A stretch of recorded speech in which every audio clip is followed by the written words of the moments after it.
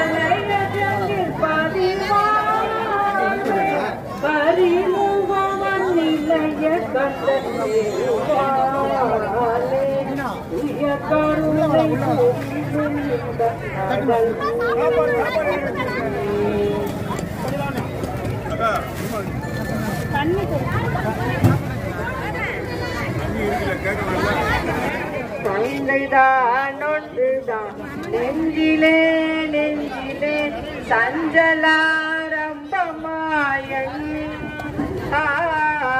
சங்கைதான் ஒன்றுதான் நெஞ்சிலே நெஞ்சிலே சஞ்சலா